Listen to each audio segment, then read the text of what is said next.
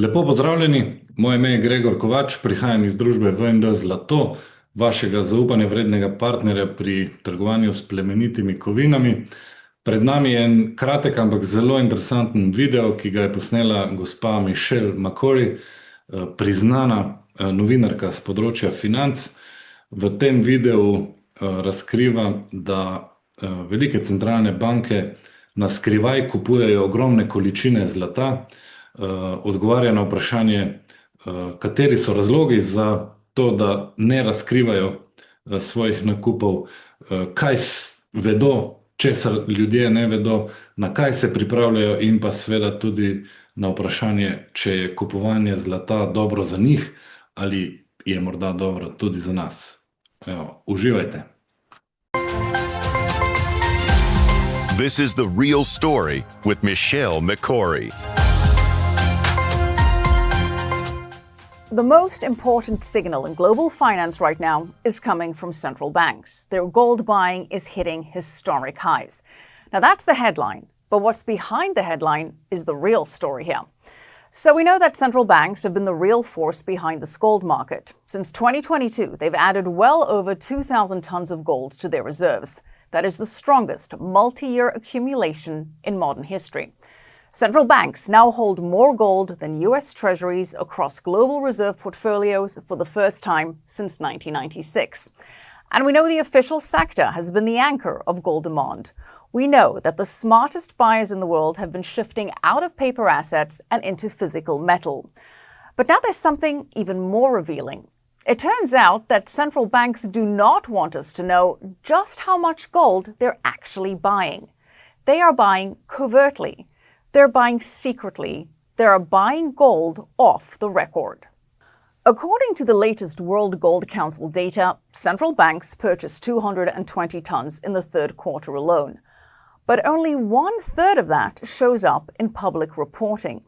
The remaining 2/3 are invisible. They do not appear in IMF disclosures. They do not appear in National Reserve updates. They're hidden. 66% of central bank gold purchases are unreported. Now, this is not a clerical issue. This is a choice. Central banks are accumulating gold at record levels, and most of that buying is happening off the books. So the question becomes why? Why would the most sophisticated financial institutions in the world buy aggressively at record high prices and then keep most of it off the record? Why keep the scale of accumulation so quiet? What are they preparing for? Well, before we get into that, how do we know that they're actually hiding their purchases? Well, here's how we can determine that the reporting is incomplete. The World Gold Council compares two sets of numbers. They measure the physical flows of gold around the world, and then they compare that with the official central bank disclosures submitted to the IMF, the International Monetary Fund. Now, those numbers should match, but they do not. So the Council measures the global physical movement of gold. That's the first step here. And that comes from hard data sources: international trade flows, import and export declarations, refinery output, vault inventory movements, LBMA and COMEX clearing, bullion bank reporting, dealer deliveries and withdrawals. All of this is physical metal. It leaves a footprint. Then they measure demand from all of the visible demand categories: jewelry, technology, retail bar and coin buying, ETF flows, future markets, OTC trades. These flows are transparent and they're tracked in real time. And then they isolate the gap. They look at the difference, because when you line up the physical flows with the visible demand, a huge portion of the gold leaving the market has no visible buyer. When the Council accounts for jewelry, retail, ETF, futures, and industry, there is still a massive amount of gold that must be going somewhere. And the only logical destination is central banks, because no other category of buyer can absorb hundreds of tons of metal surreptitiously. And in Q3 of this year, that gap was enormous. The total central bank demand was estimated at 220 tons. But the official reporting only accounted for 1/3 of that global physical gold tracked. The remaining 66% has no public disclosure source. No one is claiming it. Then the Council confirms this by cross-checking with IMF data. Central banks are required to report reserve changes to the IMF. Those numbers do not match the physical flows. The physical market shows far more gold being absorbed than the IMF data reveals. And the pattern is now consistent. Since 2022, the hidden portion of central bank gold buying has been rising. So this is not a one-off anomaly. This is a structural change in behavior. The World Gold Council explicitly states that hidden buying has increasingly become the norm. So the countries that do actually report are not the ones buying the bulk of the hidden tonnage. Most of the unreported buying comes from countries that choose not to disclose, often for strategic or geopolitical reasons.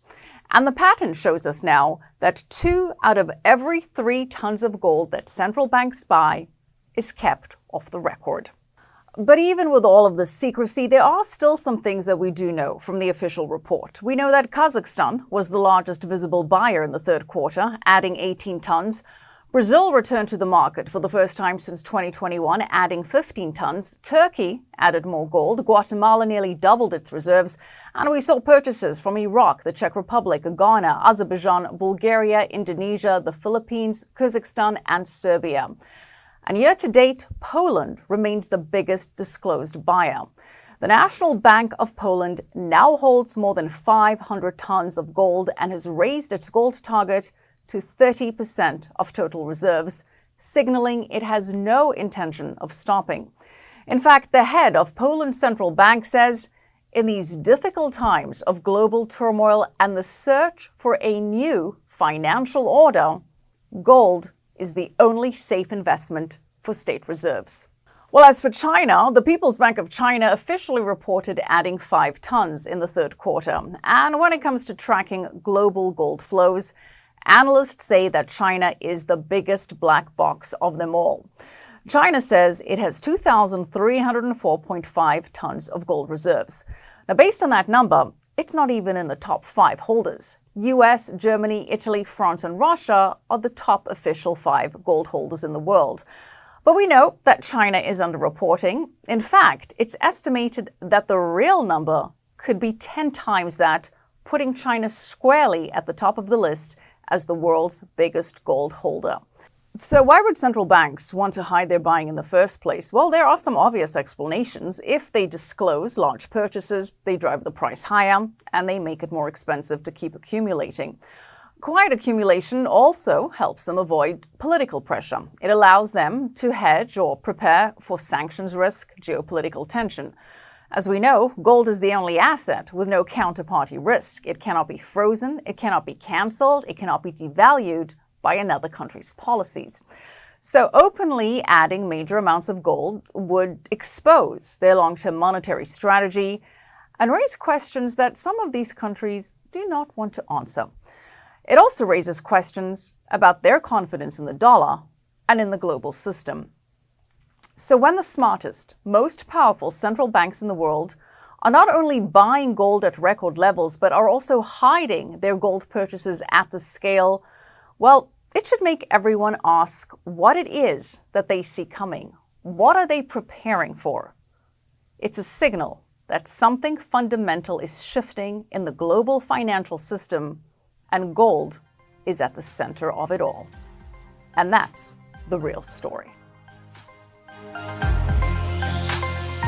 This is The Real Story with Michelle McCory.